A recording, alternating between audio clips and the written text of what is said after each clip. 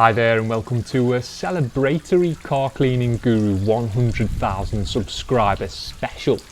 in which you'll be getting to know the new blue Guru Mobile, set to feature in plenty of future car cleaning related content as I give it its first proper wash and decontamination.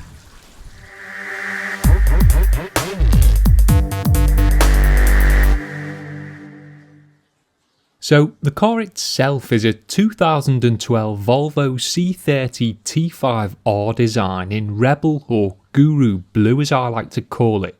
It boasts a full service history, a measly 27,000 miles on the clock and a host of other tasty performance enhancing parts you wouldn't necessarily expect to find on a utilitarian Swedish motor. I stumbled across it when window shopping online as you do, and although I wasn't specifically after a new car, I thought it'd make the perfect Guru Mobile to both transport me to jobs in style as well as feature prominently on the channel. So after a few phone calls, down south I ventured to bring the beast back home.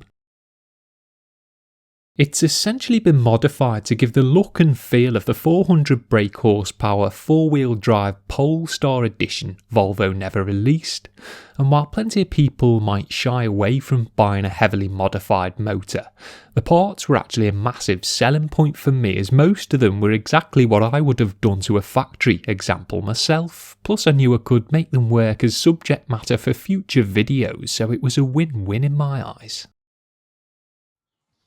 Before we get to grips with any cleaning then, I'll quickly run you through the various upgrades, starting with the 19-inch BBS SR Diamond Cut wheels, which despite not being the expensive forged FI versions featured on the Polestar, are still in essence the same design. They've been generously wrapped in sticky Yokohama Advan Neova AD08R tyres which look the biz but more importantly help keep me and my detailing gear firmly affixed to the asphalt. Nestling neatly behind the front wheels are a pair of colour-coded 8-pot PB brake calipers that bite onto a nice set of floating drilled and grooved discs, and while the setup is perhaps a little overkill for the street, they still remain perfectly usable on it and will of course look great on camera, which is justification enough for me. To the rear we have the standard Volvo calipers which have been properly painted to match, with grooved discs and uprated pads added to help balance out the braking situation somewhat. And although you can't currently see much of them, the car is sitting on adjustable Bilstein shocks which, aside from giving an aggressive stance, provide a nice connected feel without an overly firm ride. Then a rear anti-sway bar from US based company Elevate helps to enhance the handling even further. A custom 3-inch decatted stainless exhaust system which obligingly pops loudly on the overrun does an effective job of expelling gases from the T5 lump. But it's not all show and no go, as up front we have a high flow Elevate performance intake manifold which replaces the restrictive factory plastic item. A simple K&N jobby then gives the beast a throaty induction roar, and a thermally coated 3-inch Elevate turbo intake pipe feeds the standard blower with plenty of fresh air, all of which are more aggressively managed by a fully remapped ECU. Lower down there's also an uprated aluminium intercooler you can just about clock from its chunky welds, and lastly, lurking unseen in the engine bay is a forged turbo actuator and a hissing Elevate bypass valve which does a brilliant job at blowing children, small dogs and old ladies off their feet. And while I don't currently have any paperwork to prove it, all these mods reportedly combine to push the standard output of the car from a respectable 230 brake horsepower to a more brutal 300 plus, which, considering it's all going through the front wheels, is more than enough if you ask me. There's still a few things I plan to do to make the car my own, like returning the gloss black roof, spoiler and a few other bits back to their original blue finish, as well as either repainting the wing mirrors in factory satin metallic silver or replacing them with genuine carbon fibre items. then essentially the plan is to knock back the obvious appearance of any painted trim and shiny parts, including the wheels, by finishing it all in a more stealthy but still smart looking satin black, which should really allow the rebel blue paintwork to pop. Current mods and future plans aside though, this first video, as well as introducing you to the car, is really just about giving it a good old scrub to rid it of the array of crap you can see it accumulated from the spirited 250-mile drive home across the bug-infested UK motorway network, as in its current neglected state it certainly didn't deserve to be called a guru-mobile.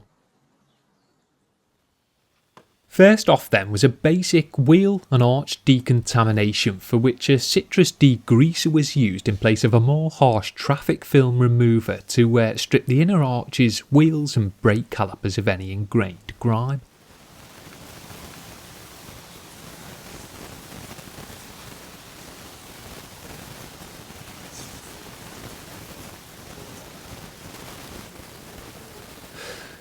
Once that had been given sufficient time to soak, it was thoroughly rinsed off with the pressure washer.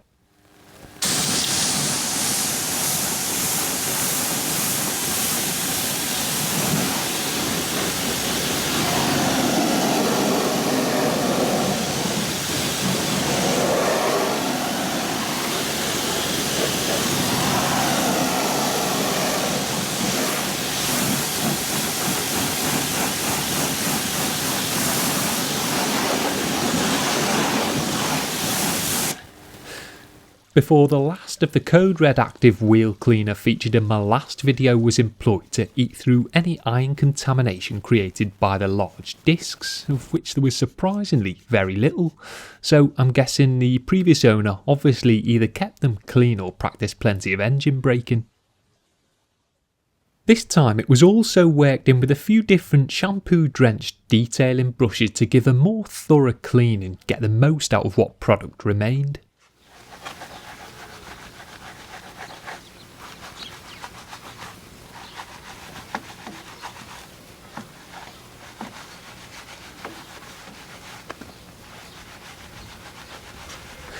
The faces were then given my signature synthetic wash mitt once over to help neutralise any wheel cleaning chemical residue, as well as allow me to cop a quick feel of the new wheels.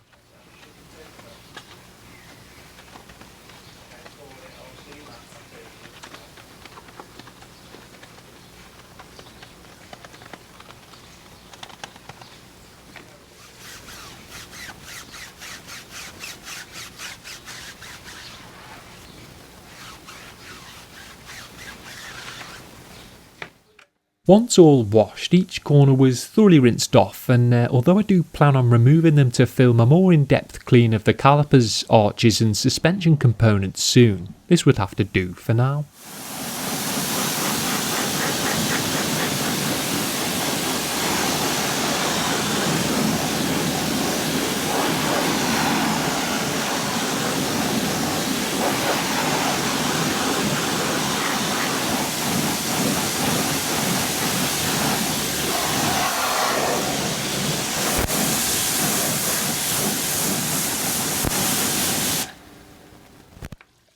Next up was to remove any iron contaminants from the Rebel Blue paintwork. Now I had intended to use Car Pro tricks to simultaneously eliminate any tar spots too, but couldn't manage to get hold of a bottle in time, so had to go with Autosmart's Red 7, of which I had plenty. Now, I know some people prefer to wait until after washing to remove iron, but I generally prefer to get the heavier, smellier and generally nastier chemical decontamination out of the way earlier on.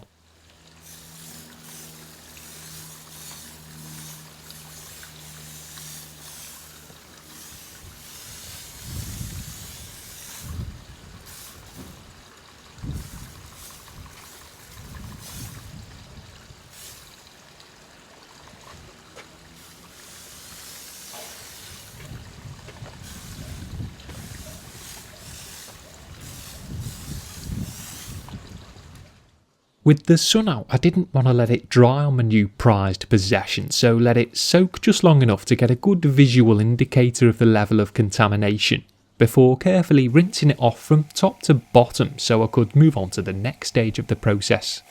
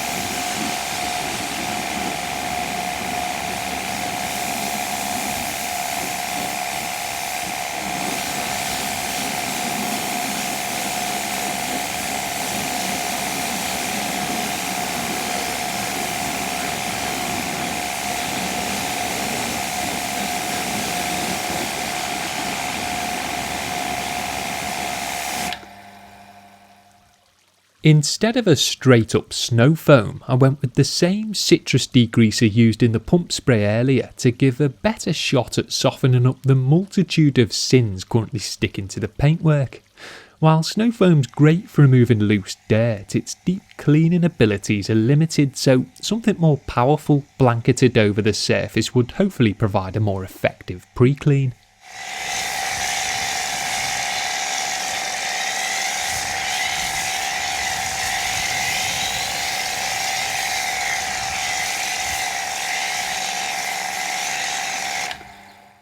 Not being a dedicated snow foam, the orange juice didn't quite foam up to the same extent, but it still produced enough suds to soak on the surface for a few minutes, which was really all I needed.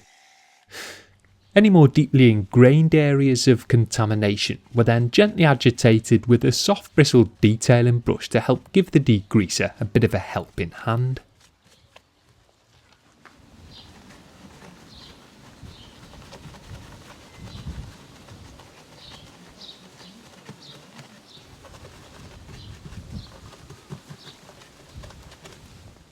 Getting up close and personal with a car that's new to you like this allows you to potentially unearth any important cosmetic issues that might need tackling, like stone chips, loose pieces of trim or cracked lenses for example, that may otherwise be easily overlooked.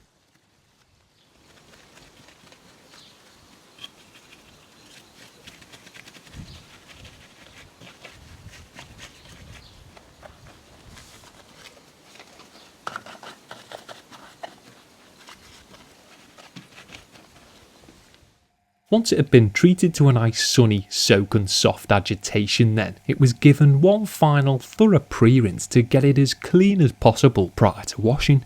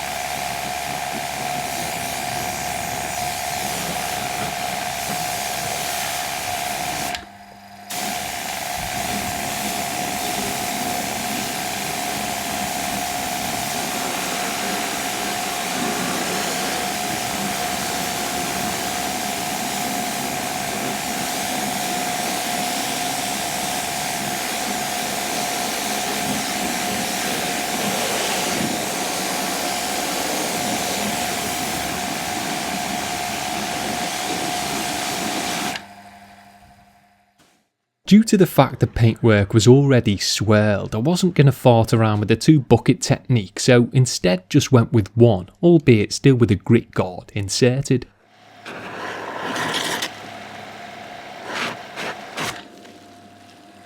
My aim here was simply to give the car a damn good scrub so I could see what I had to contend with. The pampering wash technique will come later once the various surfaces have been properly enhanced and protected.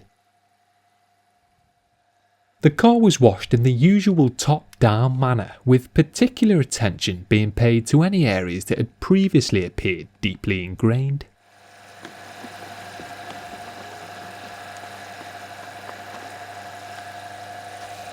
Now, there's a strange sense of freedom washing with just one bucket. It's a bit like going commando. Technically it's wrong, but at the same time just feels right. And while I don't recommend it for routine maintenance washing of swirl-free cars, one bucket that is, not no undies,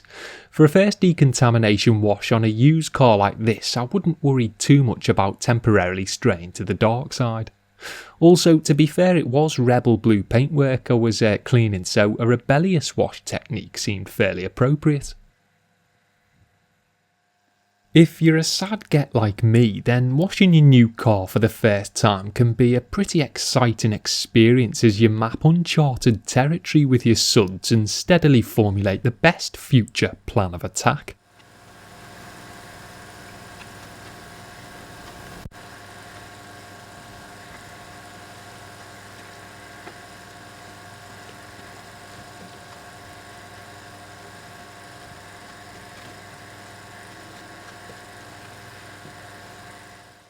On some of the more heavily contaminated areas, Autosmart G101, which is a diluted all-purpose cleaner, was first sprayed over the panels to help the gentle shampoo cut through the stubborn summer bugs, which overall seem to work quite well.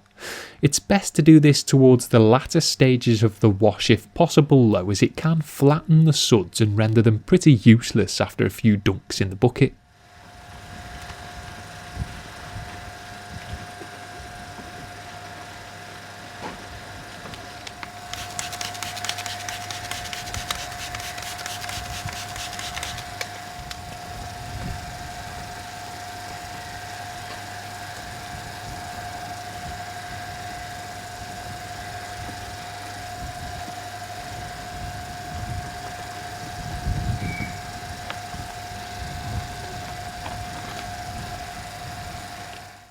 Once I was satisfied everywhere had been contact washed within an inch of its life, I then systematically rinsed off all the suds to prepare the panels for their penultimate stage of decontamination, and it was only really now that I was starting to see the fruit of my labour and the true car underneath.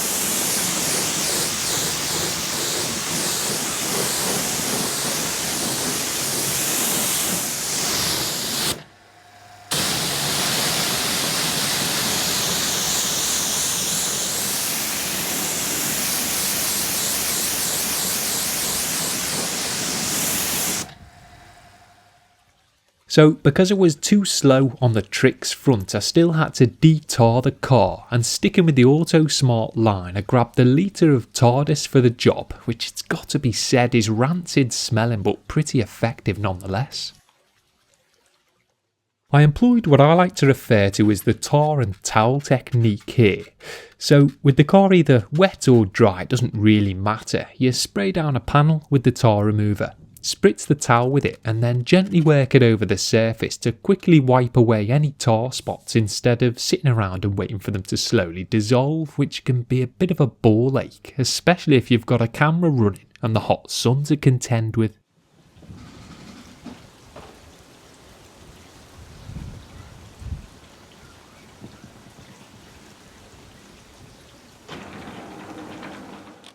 If you did just leave the tar remover to soak on the surface in this kind of weather, it would likely dry, and while in my experience that won't necessarily damage the surface, it will leave crusty tar runs that'll look even more unsightly. So if you haven't got time to let it sit or the conditions don't permit, then the tar and towel technique, or a simple spot clean with it over the end of your finger, is probably the best way to go.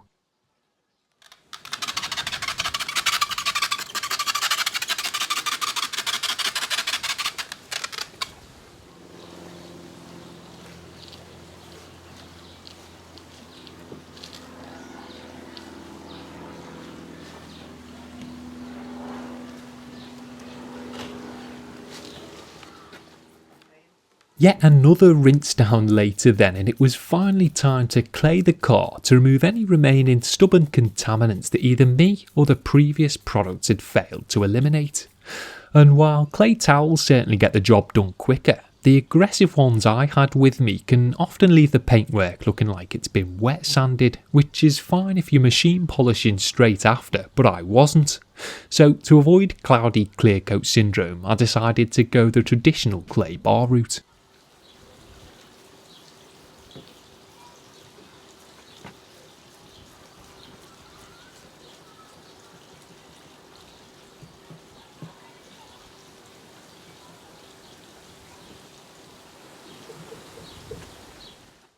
The freshly wet panels were primed with a detail spray to provide some lubrication and prevent any unnecessary deep scratches being inflicted as the clay bar was worked over the C30's surface.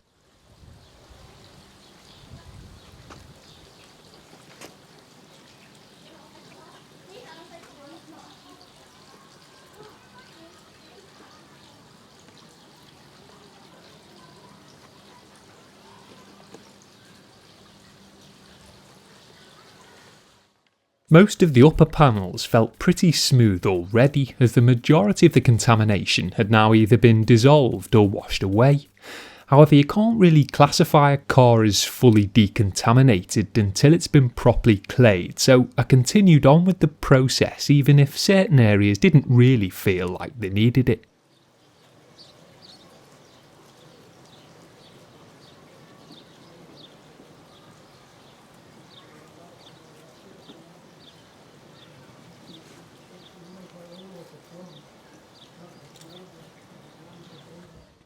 The lower areas of a car, on the other hand, are where a clay bar will generally do most of its work, and that was no exception here, as the bottom of the doors and chunky sills were still holding on to a fair bit of ingrained dirt that, if left sitting on the paintwork, could jeopardise the polishing process later on.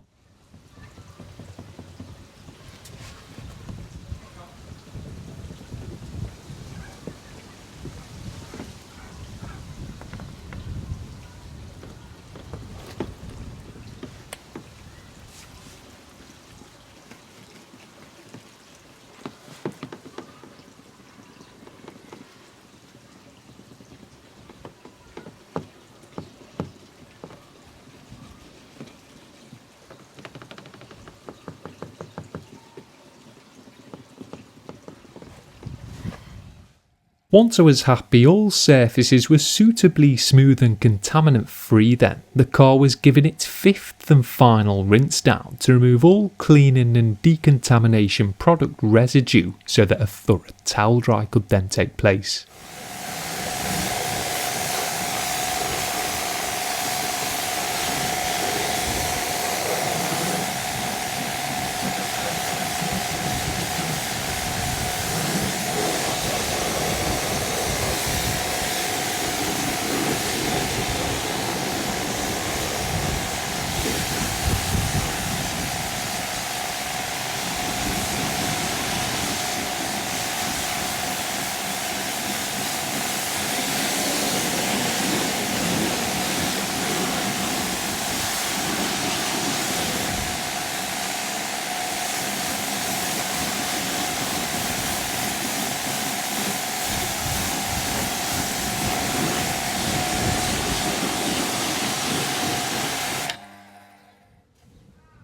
Despite having repeatedly let water and products dry on the surface throughout the day due to off-camera faffing and chatting, there were thankfully very few signs of water spotting or streaking. But then again, this is a Volvo, and the old V40 proved to be indestructible in regards to detailing product abuse, so I don't know what I was worried about.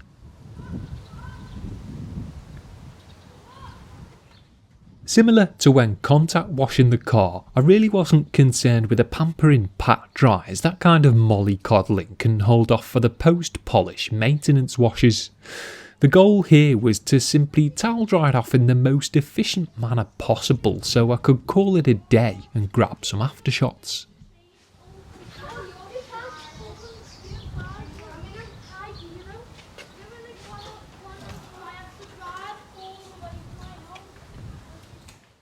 That being said, I did still ensure I made a thorough job of it, soaking rinse water up from all the new nooks and crannies, as this was going to be it for the paintwork today, so I didn't want to be left with any unsightly drips once I'd finished up.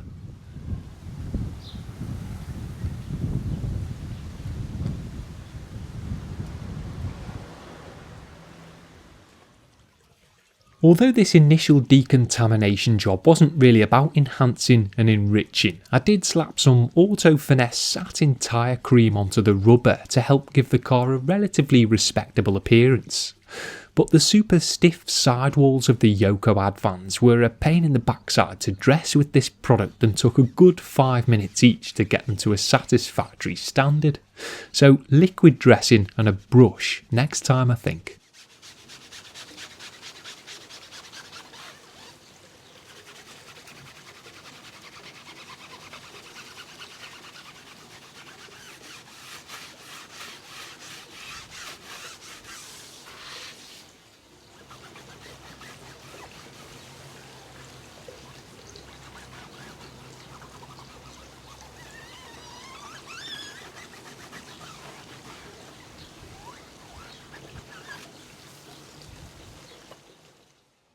To reiterate then, this video was really just about introducing the new car to you while getting the majority of crap off it before moving on to the next stage.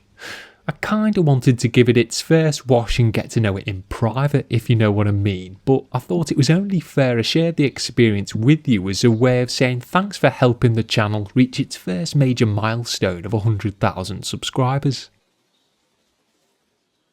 Despite doing a relatively thorough job here, the nature of trying to do two things at once meant there were still a few areas that needed further work, so I'll be setting aside another morning or afternoon off camera to clean the car again and get it completely contaminant free before I move on to filming any polishing work.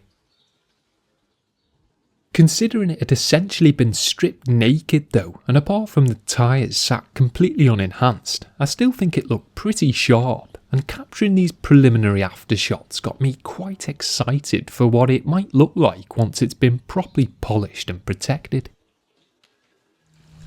As always, thanks for watching and of course subscribing. Do let me know what you think of the car in the comments below, and stay tuned for the next stage of its detailing development, as this is just the start.